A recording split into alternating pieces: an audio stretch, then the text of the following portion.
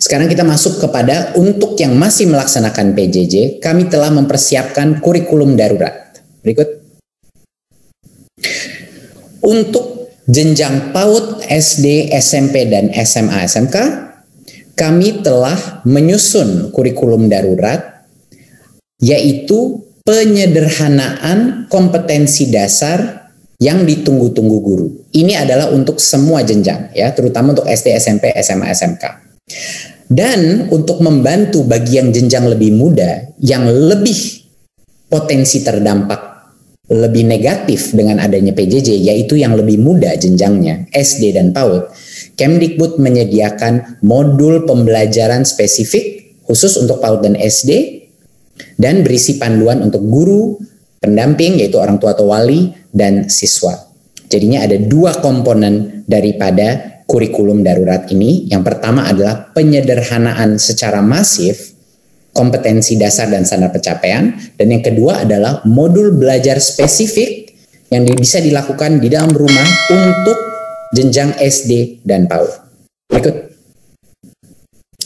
Kurikulum darurat itu yang sebenarnya sudah lama ditunggu oleh guru-guru adalah penyederhanaan kompetensi dasar yang mengacu kepada kurikulum 2013.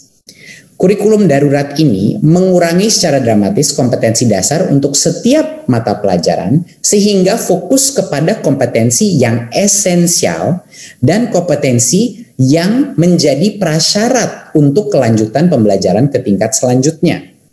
Jadi ini membiarkan para guru untuk benar-benar memfokus kepada apa yang esensial, jadinya bukan melebar tapi mendalam. Ya. Dan pelaksanaan kurikulum ini berlaku sampai akhir tahun ajaran. Nah, ingin saya tekankan bahwa satuan pendidikan tidak wajib mengikuti kurikulum darurat ini. Mereka boleh, kalau masih merasa nyaman menggunakan kurikulum nasional 2013, silahkan. Tapi bagi yang membutuhkan kurikulum dengan standar pencapaian dan kompetensi dasar yang lebih sederhana, diperbolehkan menggunakan kurikulum darurat. Dan bagi sekolah-sekolah yang sudah melakukan penyederhanaan kurikulum secara mandiri, jangan khawatir, opsi untuk melakukan penyederhanaan secara mandiri itu masih diperbolehkan dan masih diperkenankan, ya. Jadi kita fokus kepada yang poin 2 ini sekarang. Bagaimana menggunakan kurikulum darurat ini sebenarnya apa? Jadi ini suatu opsi bagi sekolah. Opsi bagi kepala dinas masing-masing Pemda untuk menggunakan kurikulum darurat, tidak dipaksakan. Terima kasih. Berikut.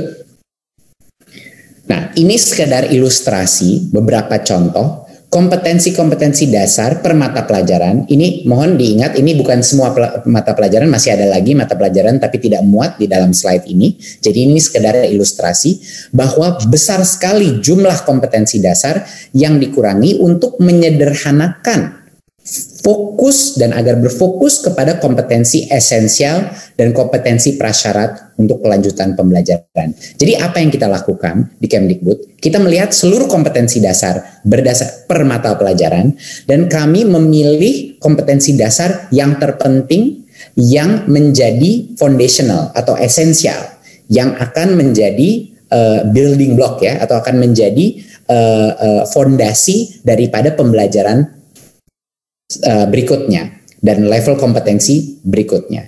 Dan ini adalah juga kompetensi-kompetensi yang sangat penting untuk memenuhi prasyarat untuk maju ke tahap berikutnya. Jadinya ini bukannya kurikulum itu dijadikan kurikulum yang lebih tidak baik atau yang tidak terstandar, bukan.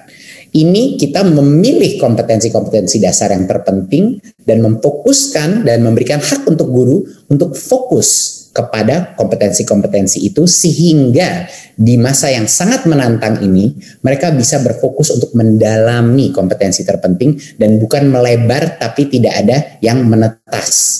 Jadi lebih baik kita mendalami yang esensial daripada semuanya harus tuntas kompetensi dasar tapi tidak ada yang tercapai dengan cara yang benar. Berikut.